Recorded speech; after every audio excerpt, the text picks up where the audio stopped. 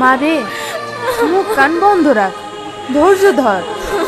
বিশ্বে বাল্যবিবাহর দিক থেকে বাংলাদেশের স্থান 10ম হলেও এশিয়ার মধ্যে প্রথম। অপরিপক্ক শারীরিক গঠন ও অসচেতনতার ফলে উন্নয়নশীল এ দেশটি এক ভয়াবহ স্বাস্থ্য ঝুঁকির মধ্য দিয়ে যাচ্ছে। এর মধ্যে সবচেয়ে বেশি বাল্যবিবাহ সম্পন্ন হচ্ছে উপকূলীয় অঞ্চলে।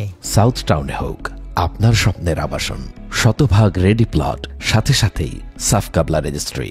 বুধবার নোয়াখালী জেলার শহর মাঝদির বিআরডিবি মিলনায়তনে বাল্যবিবাহ বন্ধে সামাজিক ও উন্নয়ন সংগঠনগুলোর করণীয় শীর্ষক এক কর্মশালার আয়োজন করে ইউএনএফপি এর সহযোগিতায় সাগরিকা সমাজ উন্নয়ন সংস্থা, যেখানে অংশ নেন হাতিয়া সদর, বেগমগঞ্জ সহ জেলার বিভিন্ন উপজেলার এসজিও ও সামাজিক সংগঠনের কর্মকর্তা কর্মচারীরা।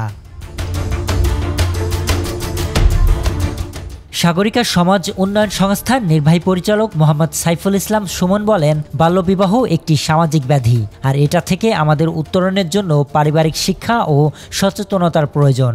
সেই সাথে এটি উত্তরণে বিভিন্ন সামাজিক সংগঠনগুলোকে একসাথে কাজ করার আহ্বান জানান। সকলে মিলে আমরা যে বাল্যবিবাহ, আমাদের বহুবিবাহ, নারী নির্যাতন, যে সকল সামাজিক ব্যাধিগুলো আছে, এই ব্যাধিগুলো থেকে আমরা যেন এই সমাজ ব্যবস্থাকে মুক্ত করতে পারি, আমরা যেন পারিবারিকভাবে এবং আমাদের নৈতিক শিক্ষার মাধ্যমে আমাদের এই বাল্যবিবাহ যেন আমরা কমিয়ে নিয়ে আসতে পারি।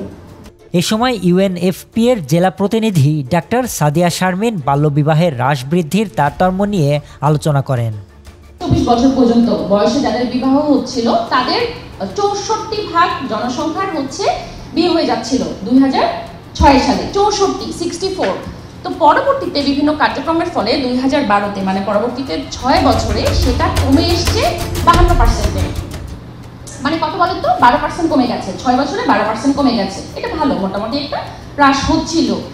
কিন্তু আশঙ্কার কথা হচ্ছে পরবর্তী 7 বছরে 2012 থেকে 2019-এ আপনি দেখেন কমেছে মাত্র 51%, মানে 1% কমেছে।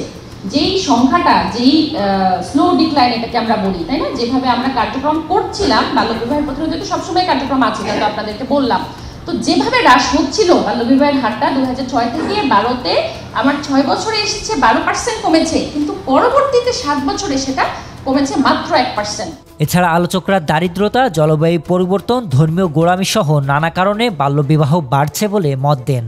এ থেকে উত্তরণে শিক্ষা ব্যবস্থার উন্নয়ন, সামাজিকভাবে বাল্যবিবাহকে বয়কট করা এবং প্রাথমিক ও মাধ্যমিক শিক্ষা পর্যায়ে সচেতনতা বৃদ্ধির উপর জোর দাবি জানান।